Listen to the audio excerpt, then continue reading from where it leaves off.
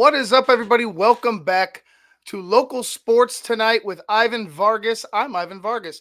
Welcome to the show. I hope you've had a good day. Before we get started, like, share, and subscribe to Local Sports Tonight with Ivan Vargas. It would help greatly. Got the Cubs on right now, watching 2-0 over the St. Louis Cardinals. Bottom five. You got a 1-1 count right here. Cal Hendricks has been pitching pretty well. I'm not pissed by Kyle Hendricks' performance so far. Last game, Kyle Hendricks was ousted within 2 innings. Where I was actually at that game, very disappointed in Kyle Hendricks. We was expecting something to be changed. I didn't see it obviously, firsthand, but here tonight, he seems to be controlling the Cardinals rather well. It's a 2-0 game. Like I said, bottom five. He's pitched. He's thrown only 52 pitches. So that's a very efficient, very just good night. It's just a all around very good night so far for Kyle Hendricks. He hasn't thrown many pitches. He's controlled the Cardinals lineup from top to bottom so far, and you got a 3-2 count right now. Let's see what happens. And he walks him. That's all right. He's walked Donovan. But Kyle Hendricks has been pretty solid. We'll see if anybody's up in the bullpen right now. But the Cubs, let's get back to the show. The Cubs, hey, I told you guys on Friday, if the Cubs were able to show me something within these next two series, maybe, just maybe, we could see something, post All-Star break that would be, I guess, considered a run, so a little bit of a run. It is the first half, and I have been very, very hard on the Cubs, and I mean, deservedly so. Quite honestly, deservedly so. Bullpen has had struggles. The offense has gotten in a situation. The Cubs turn a double play right there. 2 outs, bottom five. Kyle Hendricks gets the double play. Nolan Arenado grounding out. Huge double play for Kyle. He's been on fire. But going back to it, the Baltimore series, the Cubs dominated from the beginning to the end of the series. And it was quite impressive. I thought the Cubs were going to, have their struggles, but it seems like they were, I don't know, it seems like they were either pissed off about what was being said about them or something changed. Something changed, within that, I guess, between that Angels and Phillies series. I guess something started to click with the Cubs. You started to see, some more run production here and there. The bats started to wake up. And then on Thursday night, last Thursday night, you had the 10-run, 10-run explosion against the Phillies in the finale of that series. And the Cubs, like I said before last Friday, the Cubs, I was expecting this to be, happening in May a little bit, maybe half of May, and not the slump that they had in May, and definitely expected this in June. But if you could see the Cubs continuing this pace post All-Star break, I could say there's a run ready to be had. You have a big opportunity here in the series against St. Louis. You got 4 games, 1 tonight, 2 tomorrow, 1 on Sunday. Then you got the All-Star break. You're off the 17th and the 18th, and then you're back in Wrigley against the Diamondbacks at 1:20. But Bud Friday's Mess Tanks day. It's always Bud Fridays. But to be honest with you, I was expecting a struggle against Baltimore, and it wasn't that. The Cubs win the first set 9-2. The second game of the series, they win 4-0. And the third game, they win 8-0. They've and right now they're holding the St. Louis Cardinals scoreless. I believe this is a over 20 inning scoreless streak for the Chicago Cubs.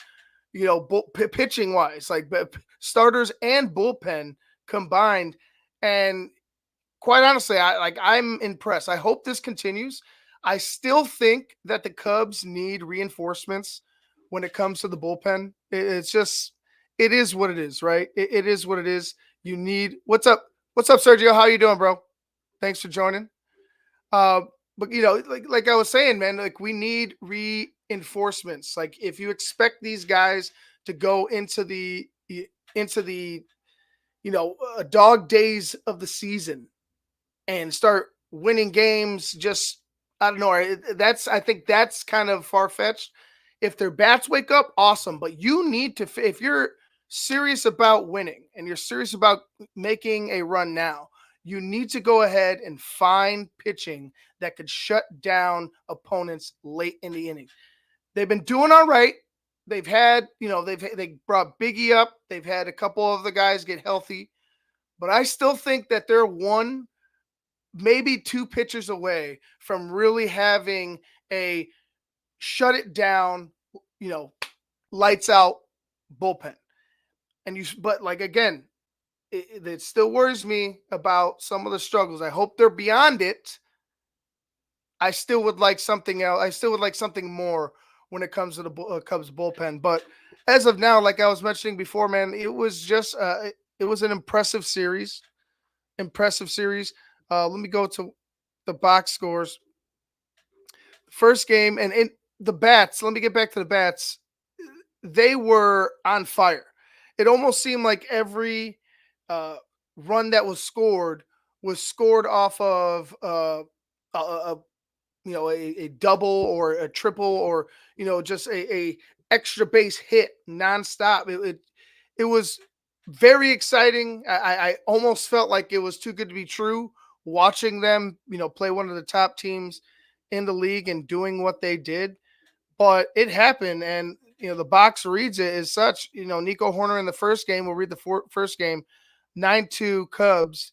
Nico Horner 1 for 5. You had Michael Bush 4 for 6, and Nico Horner was 1 for 5, 1 RBI, 2 runs. You had Michael Bush 4 for 6, 1 RBI, 2 runs. Bellinger was 1 for 5 with a run. He had a walk. You had Suzuki 2 for 5, had a run, 2 RBI. You had Hap. Hap has just been on a freaking terror.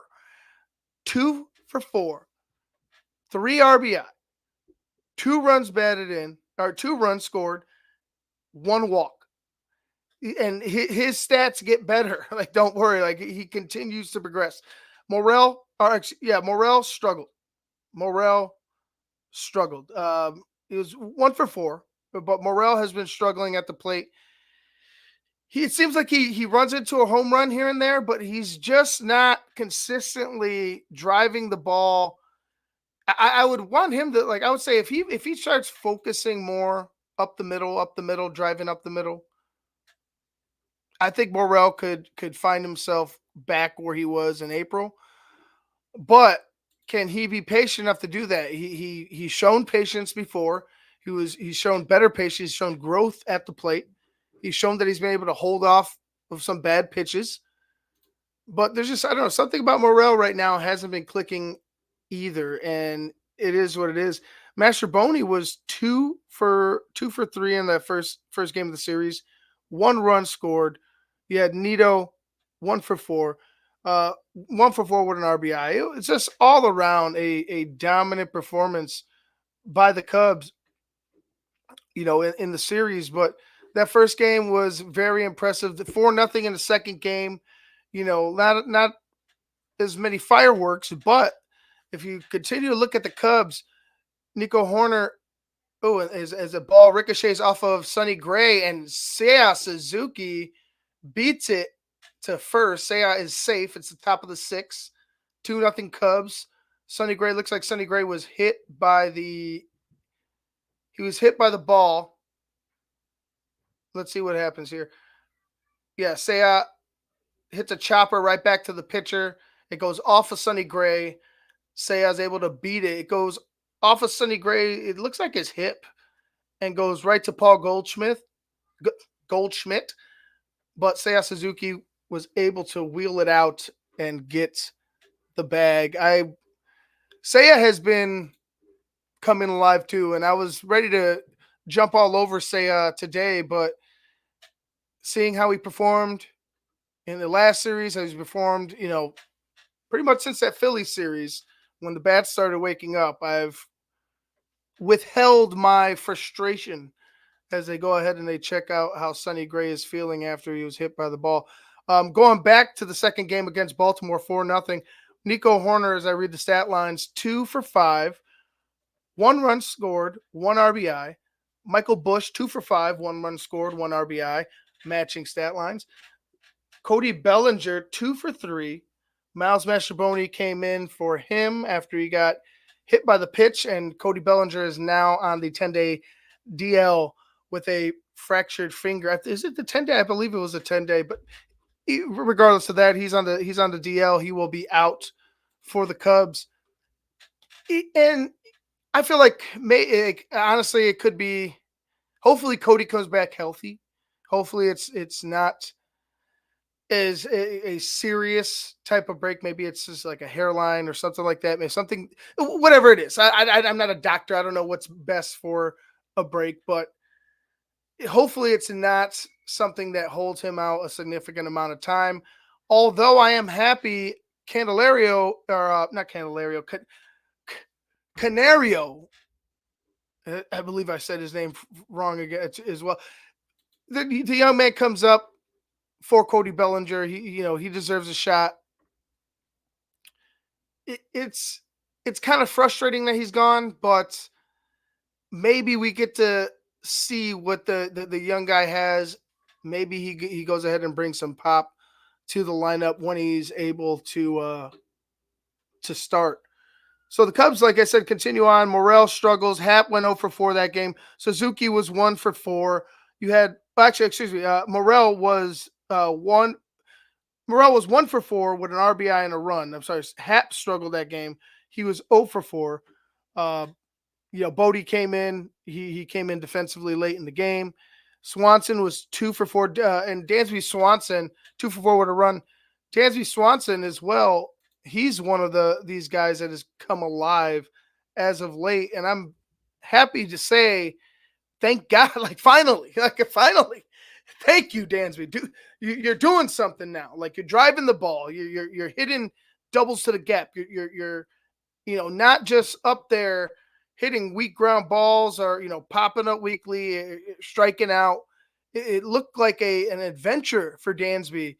In this first half of the season, like regardless of what point you want to point to, but hopefully he's over what it was and he's coming around. I wouldn't mind if it was motivated by some of the talk around town, some of the some of his own frustration. But yeah, Dansby Swanson waking up is a huge plus for the Cubs. Pete Crow Armstrong, 1 for 4. And Miguel Amaya 0 for 4. Miguel Amaya has got to do better. It's got to be better, Miguel. I don't know. This Cubs catching tandem and just the entire catching situation, I don't know what's going on. We might have to get reinforcements from the outside, if you will. Looking at the final game of that Baltimore series, 8-0. Yeah, Nico Horner, 2 hits, 1 run. Or excuse me, 2 for 4, 1 run. You had Michael Busch having a night, 2 hits, 4 at-bats, 2 RBI, 1 walk, 3 runs scored. Seiya Suzuki, 3 hits, 5 at-bats, 3 RBI, 1 run scored.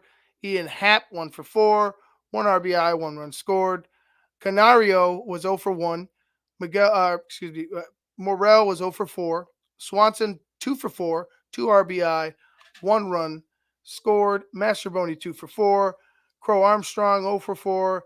Nito 1 for 4 with a run scored. The Cubs were on fire, and they only gave up 5 runs, or excuse me, five hits that game.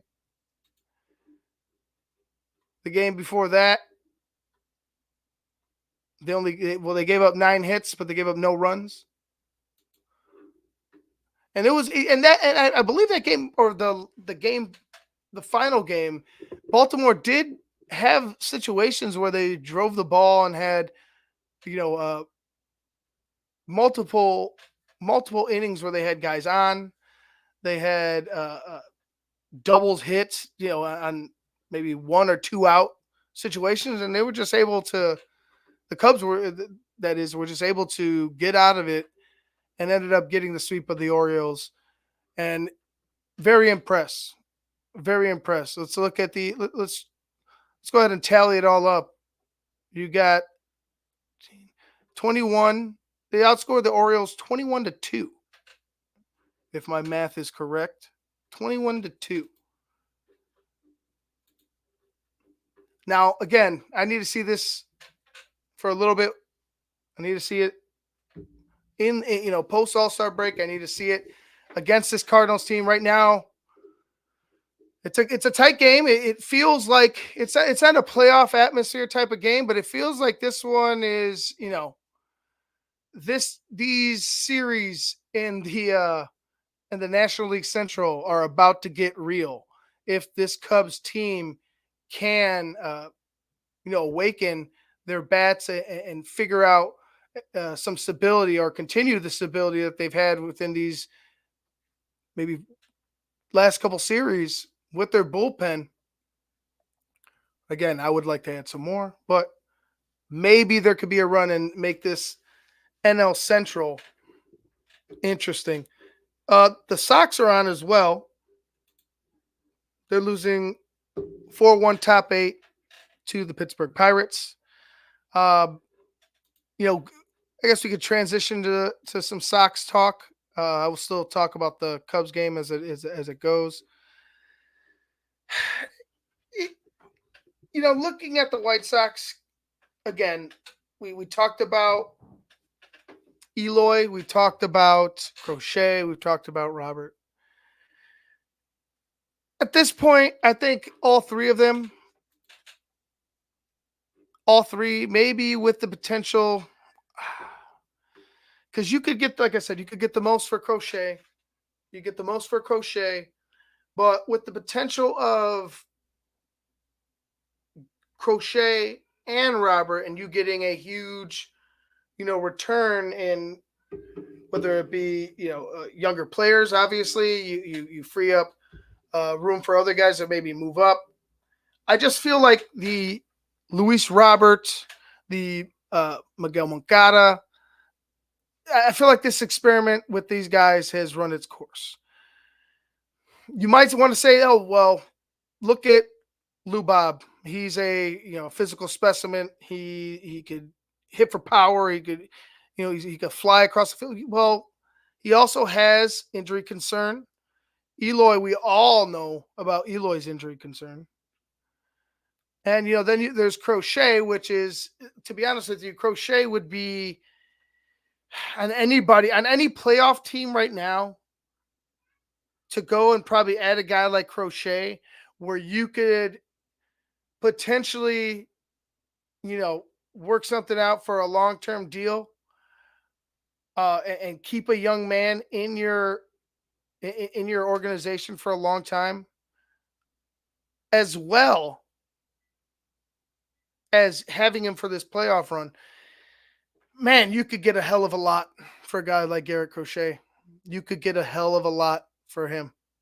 And like I said, to me, if you're a White Sox fan, and this is no shade because I am a Cubs fan. This is no shade. It's just you need to be able to move forward. And at a certain point, when is that going to be? Right? Chris Getz, he's a new GM. He needs to make a splash. He needs to make a name for himself. He can't just, ho-hum his way through this. Like, there's going to be hell to pay at a certain point. And they're already calling Chris Getz, White Sox fans, that is, and, well, to be honest with you, people who just pay attention to what goes on 35th and Shields. You don't know if that's ever going to, you don't know if they're going to make the right choices. You don't know if they're going to go ahead and pull the trigger to do that. We all know about how Jerry doesn't like the rebuild. Like he won't fully tear it down, right? He's got to hold on to something to put your asses in the seats. But again, at a certain point, you're not going to get people for the matinees. You're not going to get people going out there and wasting a ticket because it's cheap because your team sucks. What's the point? At a certain point, they're just wasting their money on expensive beer and food watching a shit product unless you have another team that's great coming in like the Dodgers, the Yankees, or anybody else really this year in the league.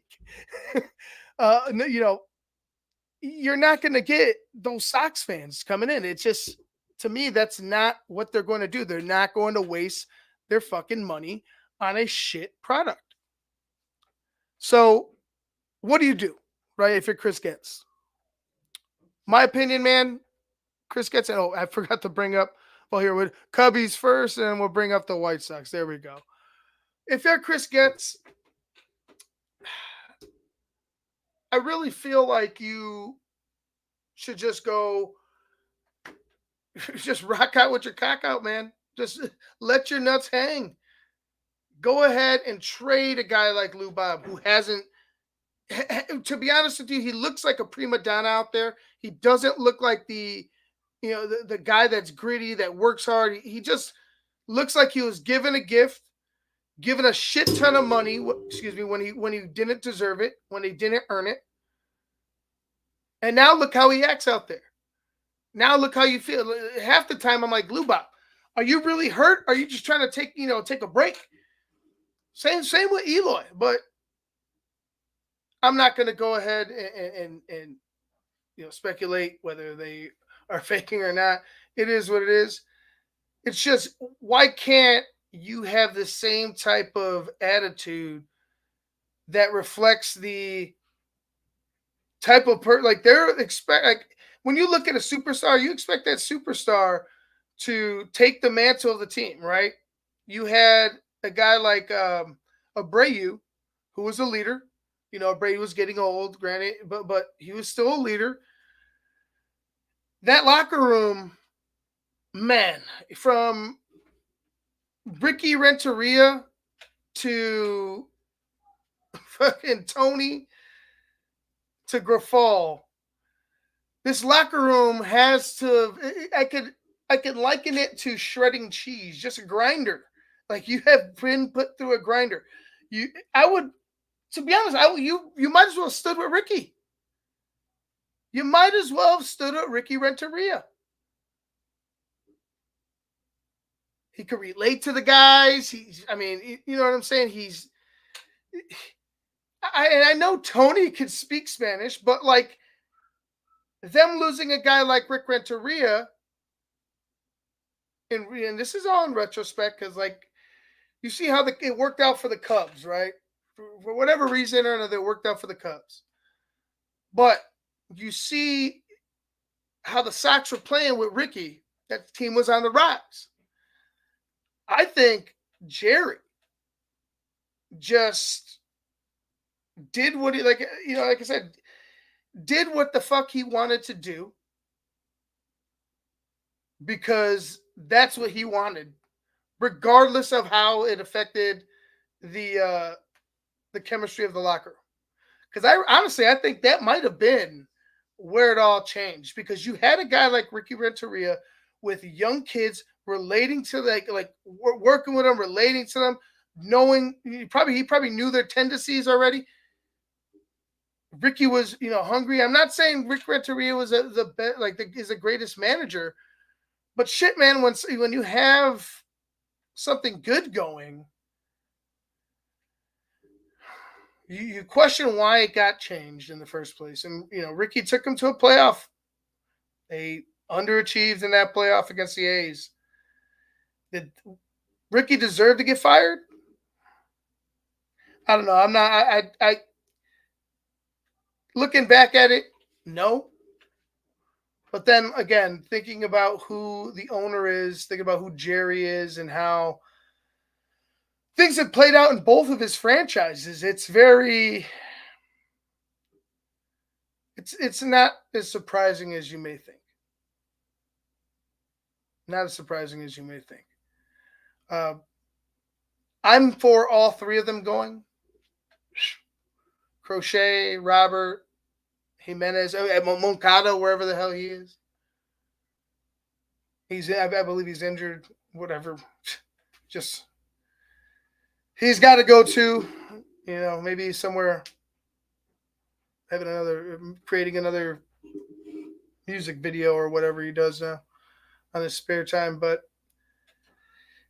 not good. Not good for the White Sox. I don't want to beat a dead horse, but it is what it is, man. Hopefully they move forward. Hopefully they find some type of path. I feel like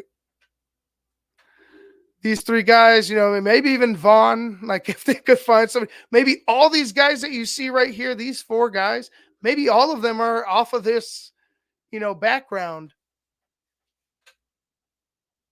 before the trade deadline. Maybe they're all gone. I'll have just a clear background of the stadium, no players. Or maybe I should have under construction or something like that. I don't know. Maybe I'll do something smart ass like, but regardless, get better because it's hard talking shit to a last place team. Like it really is. It's just like you don't really matter. It's better when both teams are interesting, when both teams are competing. Because then the shit talking really matters, doesn't it? I mean, it really gets, really gets fun, really gets intense. But nonetheless, let's move forward. I have nice Master Boney into third off of a Pete Crow Armstrong hit. First and second, 1 out, top 7 for the Cubs. Still 2-0 over St. Louis. We'll go with the Sky. This is the big question with the Chicago Sky. Does Angel Reese deserve, or is Angel Reese the front runner for Rookie of the Year? Like I said before, it comes down to two women. It comes down to her, Angel Reese, and Caitlin Clark. Let me go ahead and. If you're wondering, I'm drinking Chug Life tonight. From what is this? I'll give you a free plug. Mars Community Brewing Company, Chicago, Illinois, USA. Mars with a Z .beer. It's not bad. Chug Life. I didn't choose the Chug Life. The Chug Life chose me. But anyway, let's go back to the Sky. Angel Reese has been very good for the Chicago Sky. She's been a top rookie, quite honestly, a top player, regardless of experience in the league. Now there bears a question, and there's people out there, and I just don't know how I feel about the accusation. Like maybe it's real, maybe it isn't, maybe it's just it happened. You know what I'm saying? Like she is physically, she has gifts to go ahead and go up and get rebounds.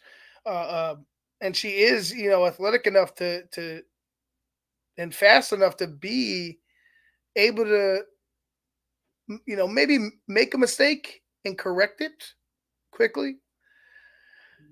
But then I saw some of the stat lines. I'm like, man, that's a lot of misses. That's a lot of rebounds. Maybe it's not as impressive as you think, but it still happened, right? Still happened. It's happening. It's happened 15 games in a row. But then there was the other night. Who were they playing? Was it the Liberty? I forgot the team they were playing. It was said that she, late in the game,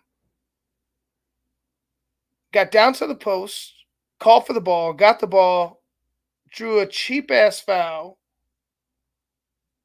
Maybe it wasn't the Liberty, but either way, She drew a cheap ass foul, got to the line, hit the 2 buckets, got her double double. All she needed was one. I think she had 9 points at the time. All she needed was one. But regardless, to me, I'm like, hey, if you care,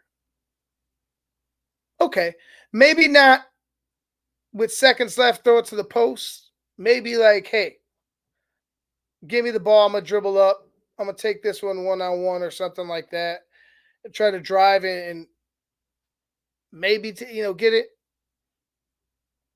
But there's some people that are pissed off about it. I don't know if you're somebody who wants a record, and you're especially if you're young, go ahead, go get the record, go make it as long as you want it to be. Stretch it out. Were they up big? Yes, they were up big. Did it matter? No, it didn't matter, but it mattered to Angel. So I feel like if you want the WNBA to succeed, it obviously things like this need to matter to the players, and it matters to Angel Reese, right? And do I agree with everything? Hell no, I don't agree with everything Angel Reese says, or does or whatever. I just, I'm not an advocate for her, but I'm just me being, a sports fan and seeing everything from the outside looking in. This one where she goes ahead and she extends, pretty much forcefully extends her double streak. Yeah, I don't see it as a huge deal, right? Now if it was like if there wasn't that situation, right, where there still wasn't a record to be made, like there still wasn't a continuation of that record. Okay, if it was like Angel, you have 3 points or 5 points. I'm just not saying that it would ever happen or whatnot, but maybe you have a bad night. Maybe you have 5 points and you're up big. And that's when I'd be like, okay, that's a little too much. But all she needed was 1 point. All she needed was 1 point to continue it. So I'm not pissed off at her about that. That's to me, it is what it is. When it comes to rookie of the year, I just don't see it. I honestly, I don't see it. She could be a double machine. That's fine. She's still being beaten by Caitlin Clark in a plethora of categories, and it's not even including points, including points. So it's hard to deny Angel Reese's talent. Actually, you can't really deny her talent in the WNBA. She's just going to get better. She's still young. Hopefully, like I said, hopefully the focus is just basketball with Caitlin Clark. But nonetheless, I think Caitlin Clark is the clear front runner for Rookie of the Year. Angel Reese, obviously, a very close second. Like, I mean, there's nobody like it. Like, we're only. I'm literally. Whenever we talk WNBA, the two names that come out first out of everybody's mouth: Angel Reese, Caitlin Clark. So to be right there, I don't think it should be considered a diss. Just motivate your ass. Like, it should be motivated. Like, I don't think you should hate Caitlin Clark because of the glitz and the glamour and the fame. I don't think you should hate her at all. I think you should be motivated by her to go ahead and know that you're right there. Like, when they mention Caitlin Clark, they're obviously going to mention Angel Reese. So, my opinion, just keep your head down, Angel. Keep working hard, doing what you're doing. Stop, feeding into some of the BS that maybe has been created by outside opinions, right? Outside forces have probably created this. Maybe like I said, totally believe there's a little jealousy. I mean, maybe not a little jealousy, maybe a lot of jealousy, but It's not only coming from Angel Reese; it's coming from all over the league, and I just think it needs to be, it needs to be over with because right now you have an opportunity to have your Bird and Magic type of run where you have two women who obviously are on the polar opposite ends of the spectrum. You have two teams in the Midwest where basketball is born, or where basketball. I would say where basketball is born. Well, yeah, where was basketball born? Kentucky, Kansas. Regardless of that, you have two Midwestern teams in Indiana and Chicago that love basketball, and you could have a very, very prominent rivalry, right? This could be the best, one of the best rivalries, if not like the one that sets it on the mark in the WNBA, right? What's up, Steven? Massachusetts. What's going on? Yeah, it's like I said, it could be something for this league that could drive it forward, and possibly create, other storylines and scenarios, and it just opens the door for good things all around for everybody. As long as they could go ahead and be friendly-ish, be competitive, but yeah, don't go try killing each other. All right, we'll get to the Bears now. Bears talk. I'm going to go ahead and wrap things up here soon. I'm exhausted. See, I got plugs all up over here. 606 Media Group sponsoring us. Appreciate you, Jose. Got TTNL, of course, up in the left. And obviously my show, another Bears show coming back. Probably, I'll say it's coming back during training camp. I'll pop up during training camp because I will be there. I'll see that. Thank you, Stephen. Massachusetts. Okay, thank you, Stephen. I was had too many few chug lives, too many chug lives right now. So yeah, thank you. So Massachusetts, where basketball was born. So for the Bears, looking forward to just seeing how Caleb and obviously the stuff on the field, is important to me.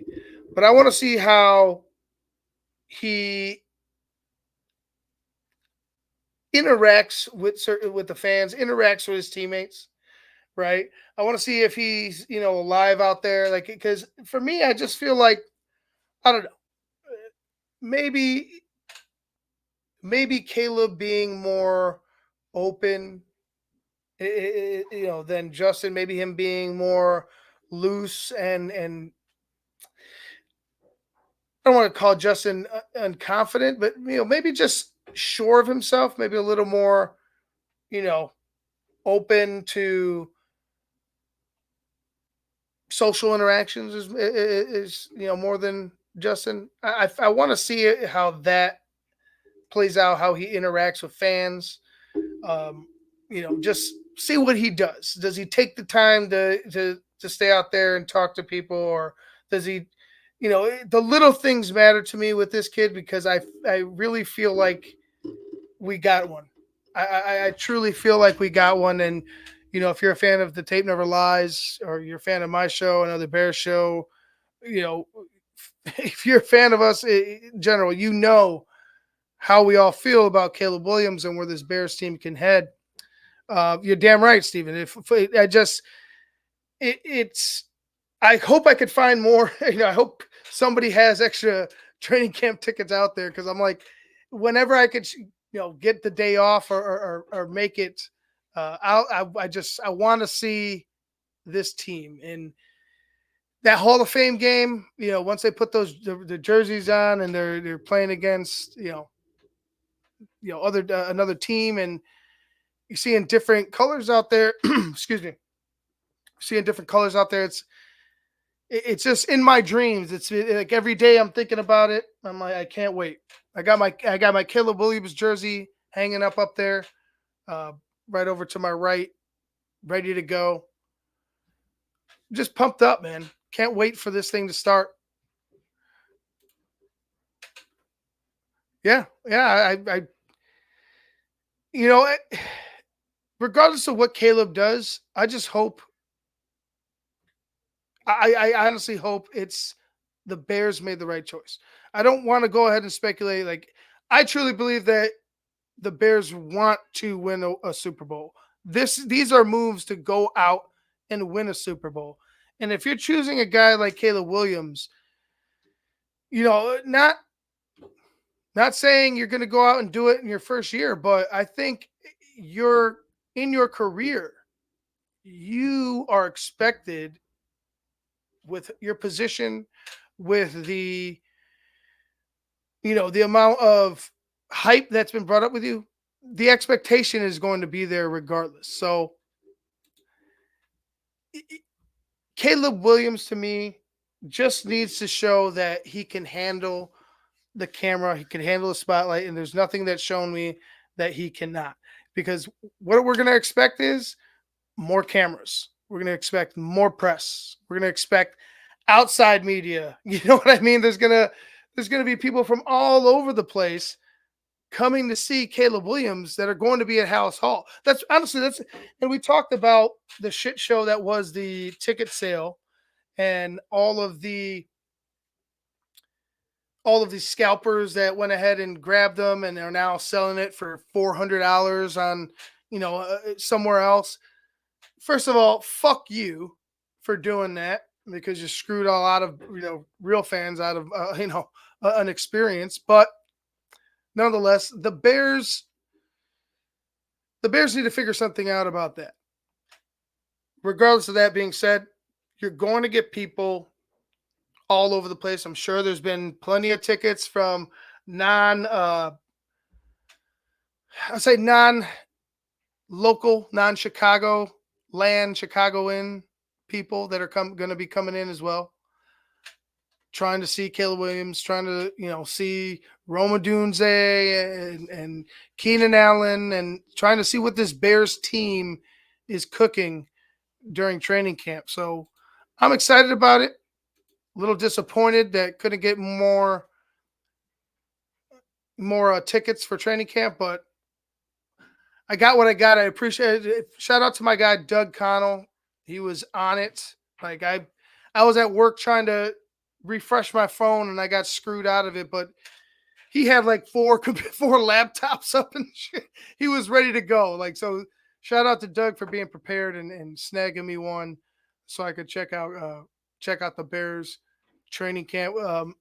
Steven says, as Shane would say, we need a bunch of flashes in the game. Yeah, we need more than that. I need more than I need sustained drives like from the entire team.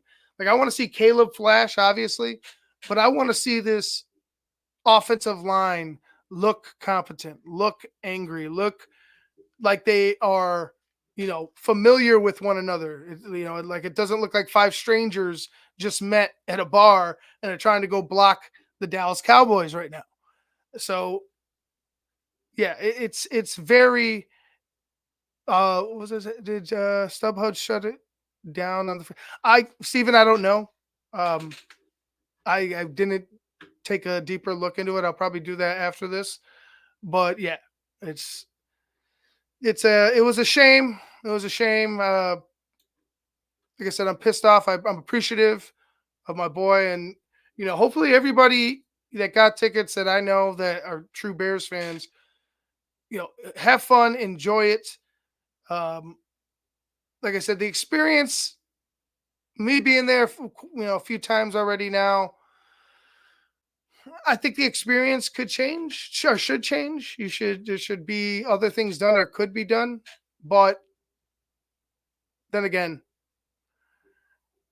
the Bears are the main attraction. So I get that they don't want people to be distracted, but you could do other things that would not deter from watching the Chicago Bears training camp, especially rolling the bleachers closer to the field that you're actually practicing on, so people could see it.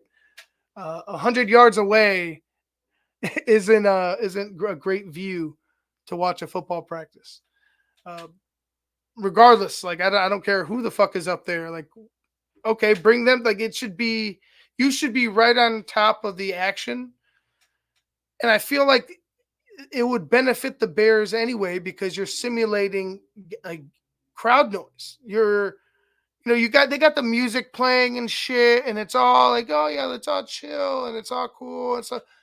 Well, okay, but maybe having the crowd closer, maybe having that, you know, that feeling of, oh wow, there's people actually right on top of us watching.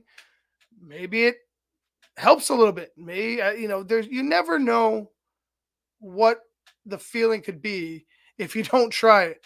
So for me, move the fucking bleachers up, especially when you're when they're on the two fields at Hallis Hall, right behind Hallis Hall. Get more intimate. Is that gone? Get up. Get up. No, it's gonna be on the warning track. Top eight, 2 outs. Ian Happ just flied out to right field. 3-0 Cubs.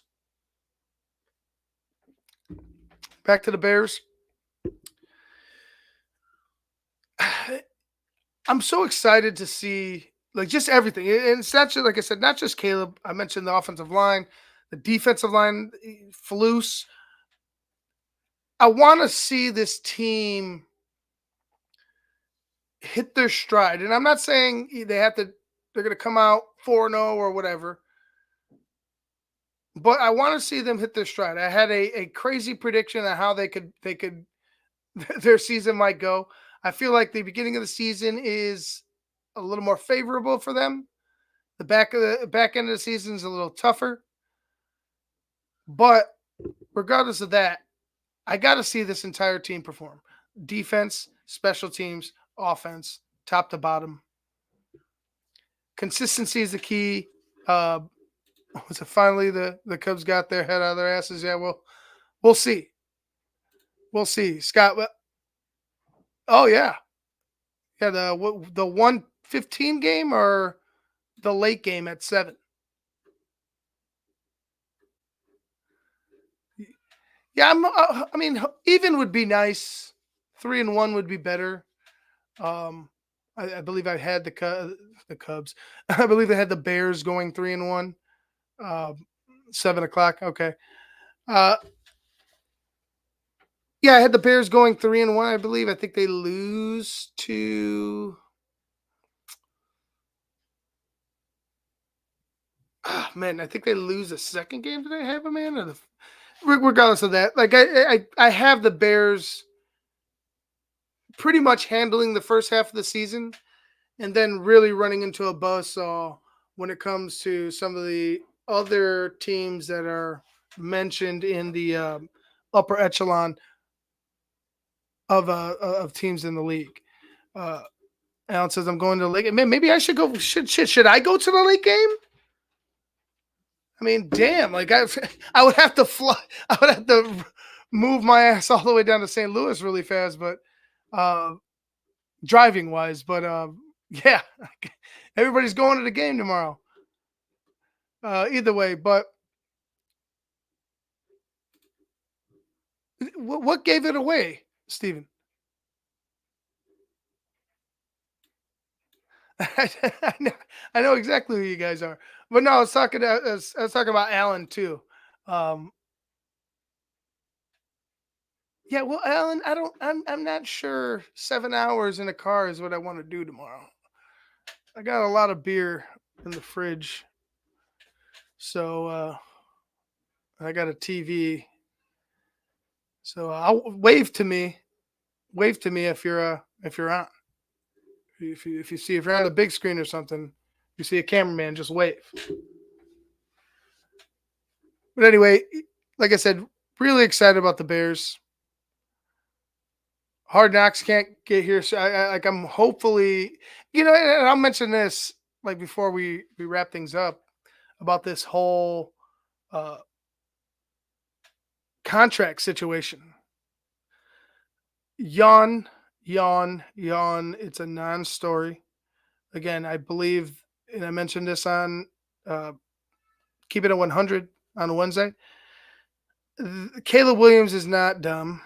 He's not going to, try to force something that just isn't going to be.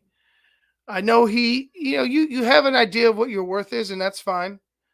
But think about you're about to go on Hard Knocks. They're ready to see you, right? You've pretty much, like the diva title has pretty much been debunked. Why would he go ahead and pull something like this? And I know, look, you get your money, right? But it doesn't really match the Caleb Williams I come to know, right? It just seems like Caleb's waiting for uh that first episode of Hard Knocks. Boom. You got the first thing that probably happens is Caleb Williams and Roma Dunze sign their contracts together.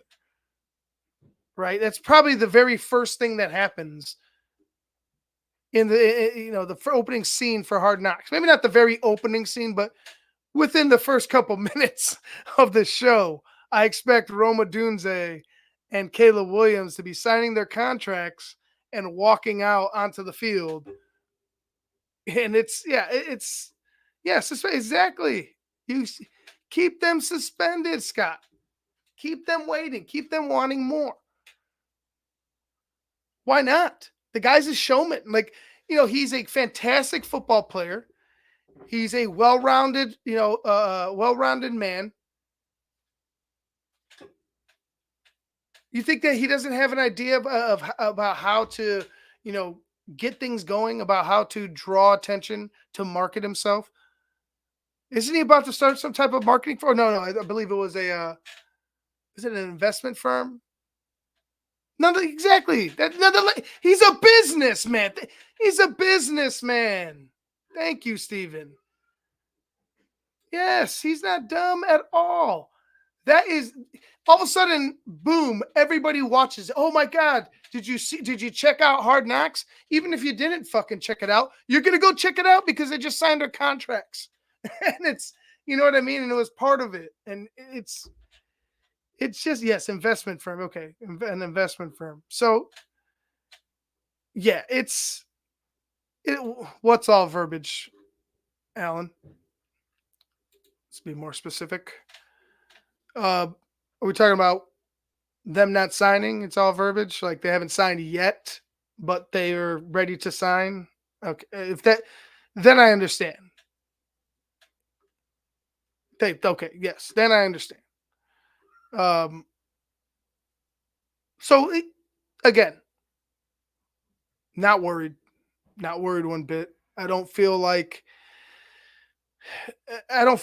that they would either man would do something like that when they know. I'm sure they've talked to Rand Poles. They know the temperature of the fan base. They know what we want right now. We want a fucking winner.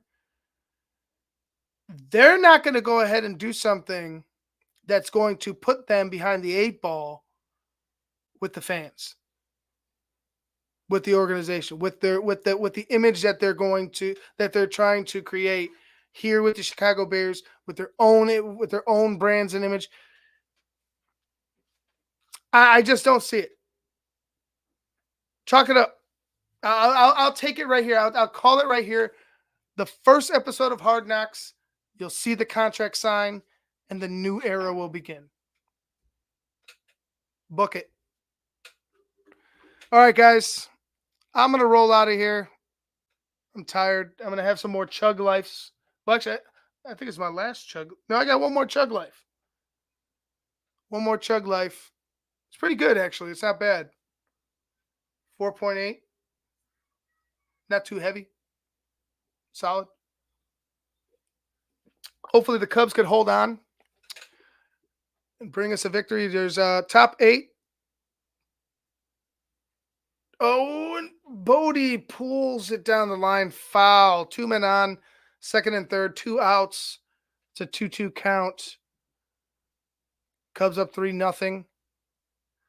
Bodie at the plate, man. I'll stick with you guys till the end of this inning, and then I'll wrap things up. But Bodie has a huge opportunity to break this open for the Cubs, and it's a chopper. Oh, foul! He gets new life.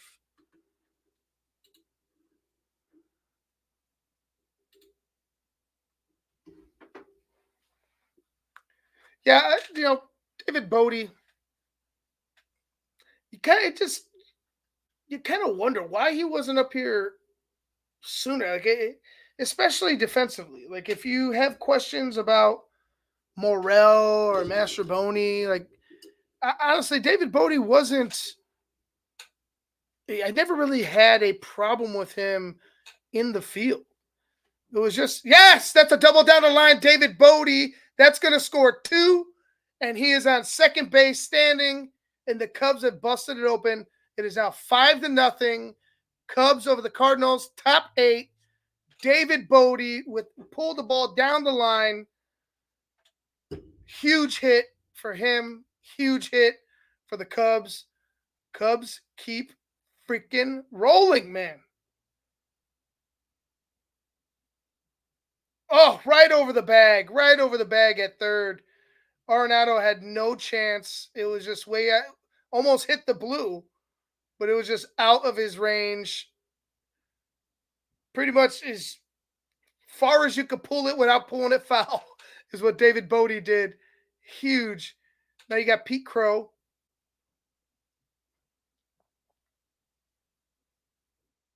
Pete Crow had a bunt earlier in this game. He beat it out. Amazing speed. Pete Crow Armstrong just the wheels on the kid. Just a deer, an antelope, whatever you want to call it, a gazelle. It's just flying, bro.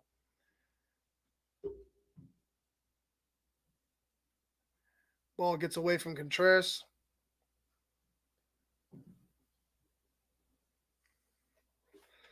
It's got to be hot as shit in St. Louis right now. I mean, it was hot today. Trust me, work was a bitch. Pete Crow flies out, breaks his bat. Oh, he slammed it. I imagined he broke his bat. And that ends the inning. We go to the bottom of the 8th. Cubs open it up 5-0 over the St. Louis Cardinals. All right, guys, it's going to wrap things up for me. A little muggy, 81 degrees, a little muggy. Okay, see the muggy gets me. I'm not a muggy guy. I hate the mug. Not a mug guy. Mm-mm. Not even a mug root beer guy. Don't like the mug root beer either. No muggy, no mug, never. All right, guys, I'm out of here. Have a good night. Have a couple for me. I'll have a couple for you. You know how things go. I'm Ivan Vargas. Make sure you guys like, share, and subscribe to Local Sports Tonight with me. It'll benefit me greatly. Have a good night, boys. Peace.